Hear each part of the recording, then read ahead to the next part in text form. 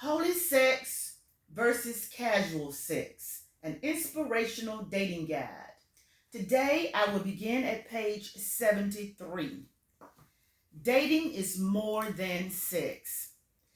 I prayed to God for a partner because I hadn't met anyone that excited my heart, making it pump 50 miles a minute. I needed my heart to ache when I wasn't with this person. I wanted someone I could stop talking to forever and a day. I wanted someone who could make me feel an array of emotions.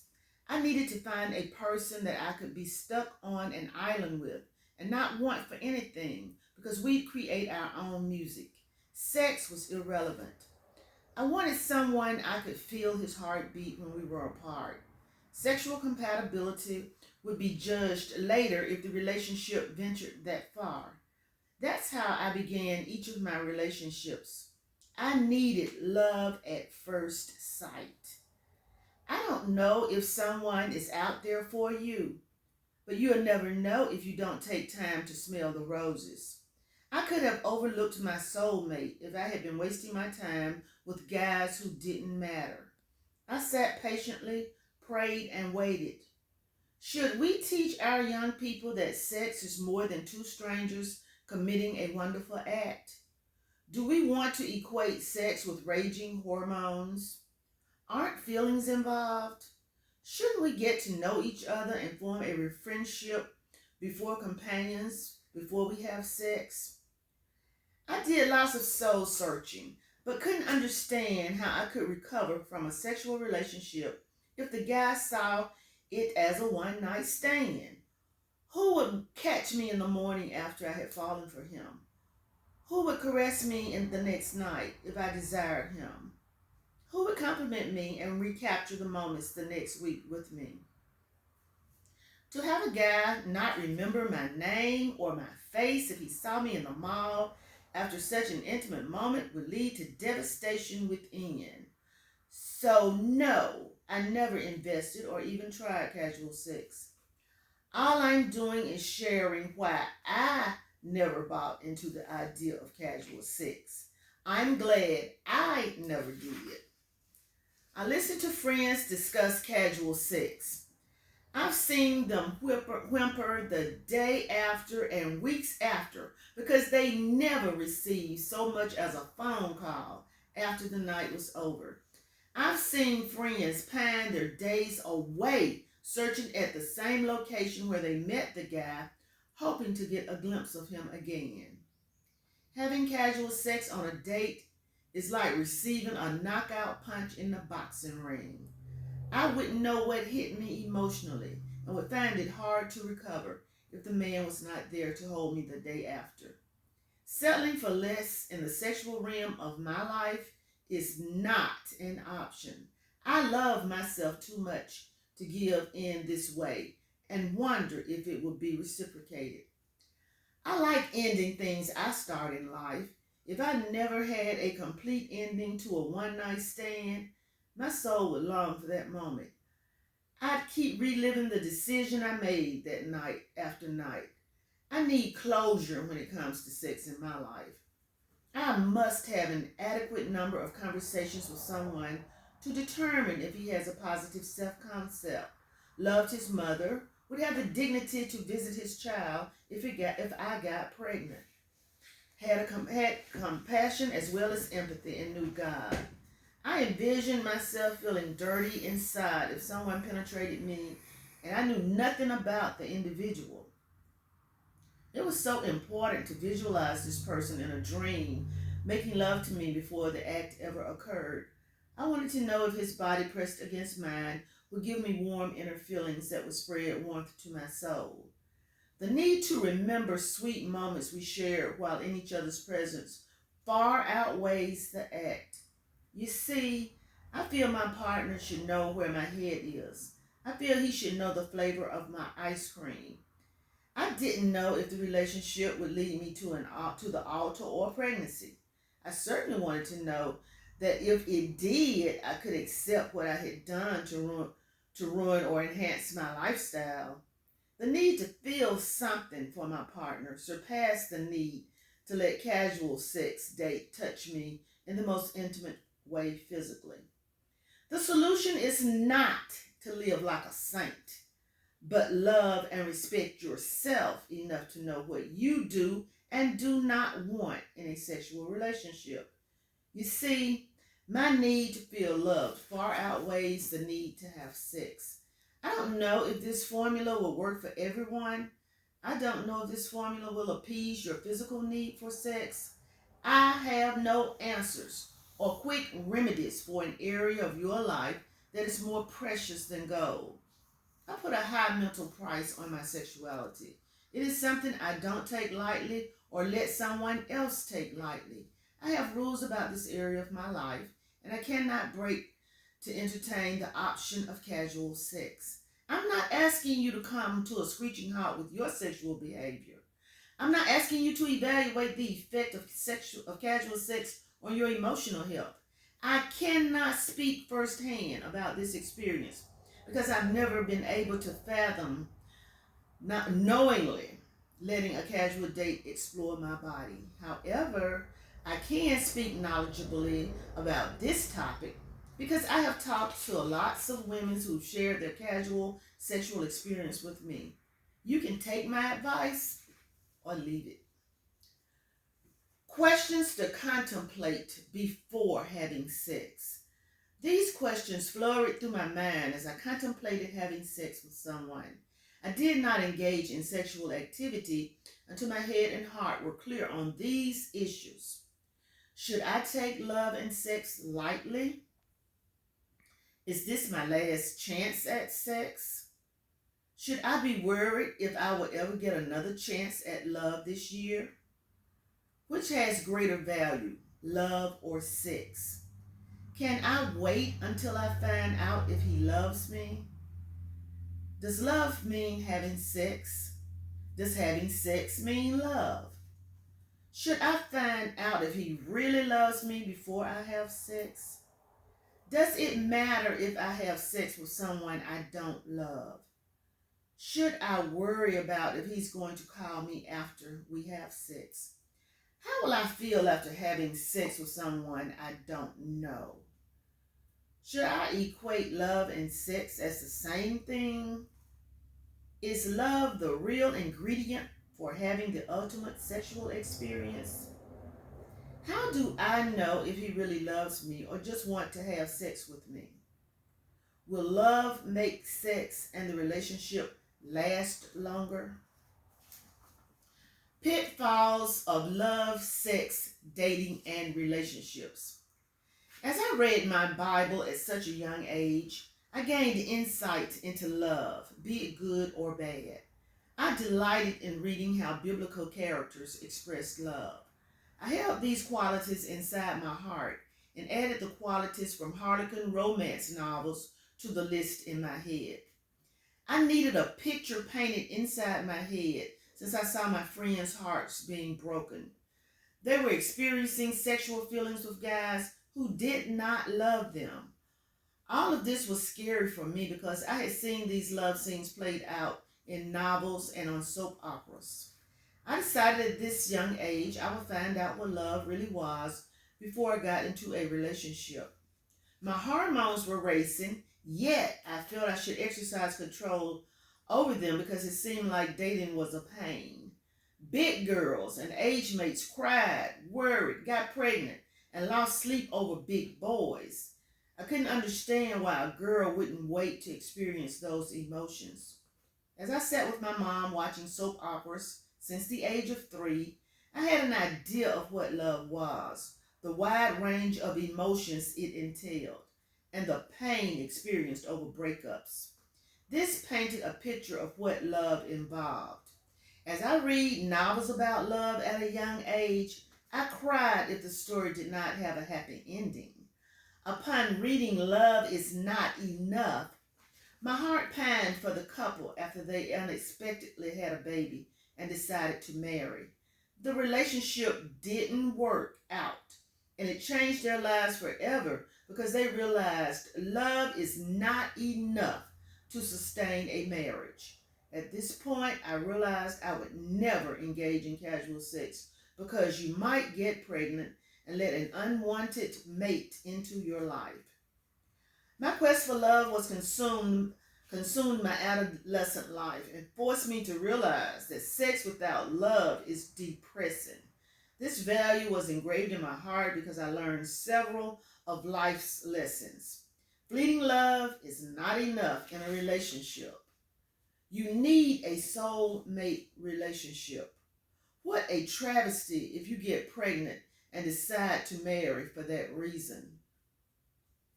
I engaged in relationships knowing they were going to lead to some serious business, but they didn't pan out.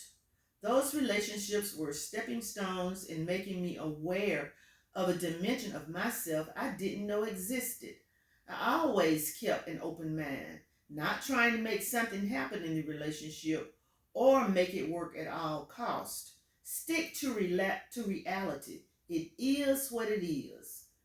A relationship depends on what your partner's definition of a relationship means. Don't ask or beg for a relationship to be what it is not. You're setting yourself up for failure. Love happens independent of any manipulation. It feels right. It feels good. The unspoken song that rings in your ear is melodic for the heart and whispers joy to your soul. Don't forget, love is an emotion that belongs to someone and they control it. Don't assume you mean a lot to your mate unless they tell you verbatim. Let your mate actually state those words to you. In other words, don't put your life on hold, hoping your mate will one day reciprocate your same feelings and say those words. Love can be a treacherous game if played with the wrong partner. Love is euphoric if engaged in with the right person. Stop investing in relationships thinking they are the great white hope that will cure everything that ails your heart. Invest in what is true and the reality your spirit paints for you. Stop taking others' feelings for granted and thinking you know what's in their heart. You don't know unless someone actually speaks it. Every relationship will not lead to love. Some relationships are meant for comfort or solace until Mr. Right comes along. Sexual looting. Sexual looting is when one person walks away with everything and leaves the other in emotional shambles. When you keep sleeping with a partner that puts nothing into the relationship but takes from you emotionally, mentally, financially, spiritually, and socially, you are allowing looting into your body. When your sexual partner acts as if he or she is doing you a favor, rarely shows emotions, or acts as if making love to you is a chore, your partner is robbing you of all the emotions making love produces. When your partner never contributes anything to build you up or restore you, this person is robbing your inner being, leaving nothing but a deep hole that will exist in your soul. Two people must contribute to a relationship for it to be healthy. You cannot keep letting sexual looters dwell in your body. It is hazardous to your mental well-being when your sexual partner never reciprocates the feelings you're bestowing upon them. Stop the insanity. Get rid of the sexual looters in your life. Leave them at the bar, in the park, or wherever you met them. Wish them well and send them on their merry way. Stop investing in junk when it comes to sex. If you are in a sexual looting relationship and love it, accept it for what it is. Stop wishing for more, hoping for more, and pretending it is enough if it isn't. Just enjoy it for the duration until you can overcome the need within to succumb to the looter's demand. Work on a plan to dismantle the looter's operation and release the stronghold your partner has on you. Bank on the day coming when you will ride off into the sunset, leaving your looter in the dust. Realize that you bring a lot to the table and deserve a share of the emotional profits. The power of love and sex. Sex is addictive like drugs or alcohol. If you are addicted to sex, don't you want to know whose hands you're in? Don't you want your emotions reciprocated? Do you want to be addicted to someone who's not dependable, doesn't care, and does not have 1 ounce of love for you? If you are addicted, don't you want that person to love and cherish the moments spent together? If you were addicted to someone, wouldn't you want to be addicted to someone who has empathy and is compassionate? Why would you want to be addicted to a stranger, someone who cares or knows nothing about you? Shouldn't we set rules before we engage in sex? Sex is tied to the emotion love, whether we want to admit it or not. The way you choose to have sex says a lot about how you perceive yourself. It tells whether you value your feelings. It tells whether you love yourself. It tells whether you respect yourself. It tells whether you are emotionally intact. It mirrors the true image of you. If sex is this important to us, shouldn't we choose a partner we have emotions for? Should we be this careless with the power of love and sex? I always wanted a knight in shining armor to love me. I waited for this knight to reciprocate my love. Each time relationships developed into this, we had sex, which amplified the emotion love even more. Even though the relationship ended, each one had the flavor of romance, entangled with intrigue. It was never casual sex with a partner I didn't know. It was never a one-night stand. I communed with each soul and reached the pinnacle of ecstasy in bed and out of bed. After all, 80% of your time is spent out of bed with your mate. Love creates euphoria in a sexual relationship that leads to a healthy addiction.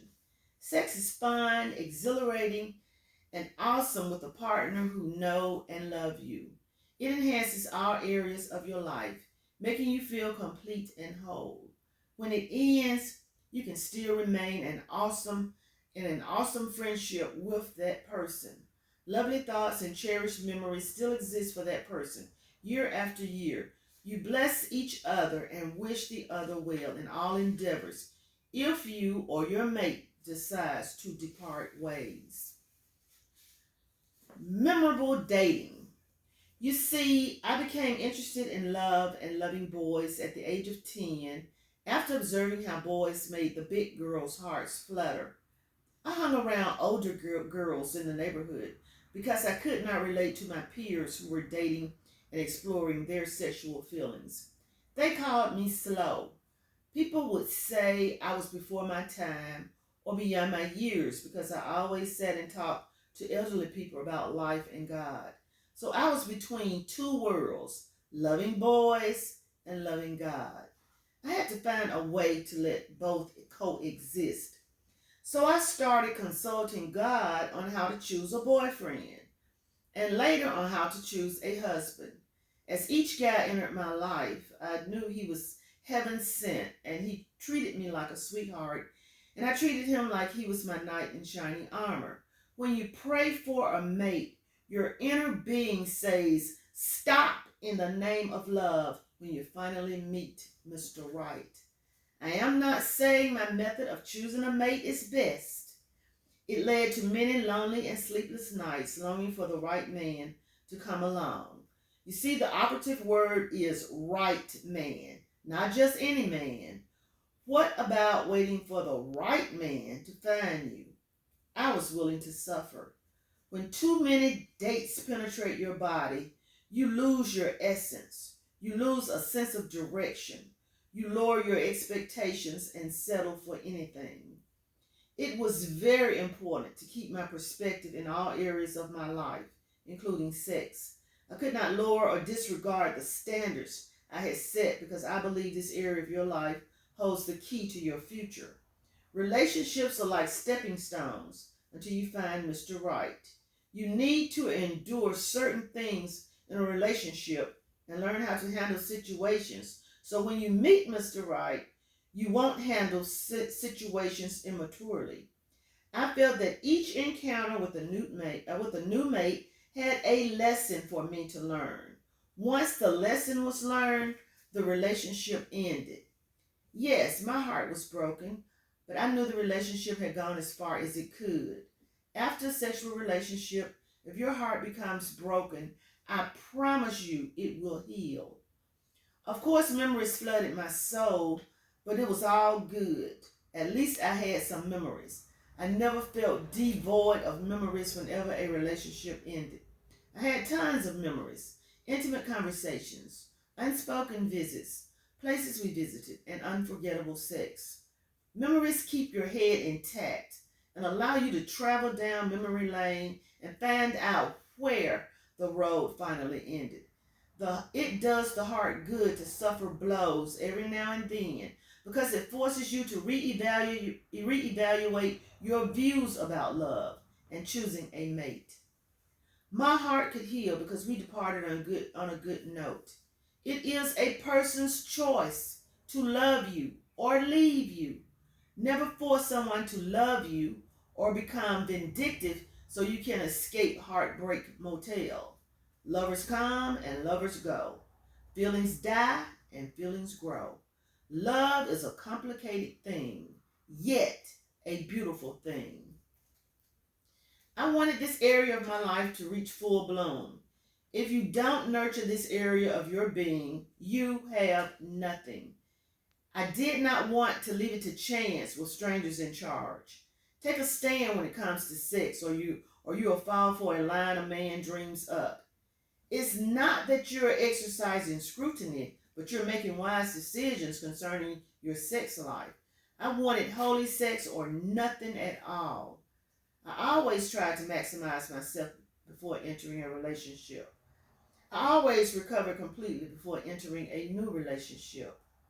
I always wanted to go into a relationship feeling whole on the inside and outside. I did not want my new partner to have to pick up the pieces and wonder if I was or was not totally focused on the two of us. I wanted to feel whole so I would not be using this person to fill a void the previous partner left. It was just that emotionally right thing to do. By doing this, I did not have to settle for less because I was aware of what I was looking for. I feel you should not wander around aimlessly when seeking a mate. Know what you're looking for before the search begins was my motto. This method is not going to give you a sexually active life, but it will expose you to the genuine partners who have your best interests at heart. What a wondrous feeling. See you next time.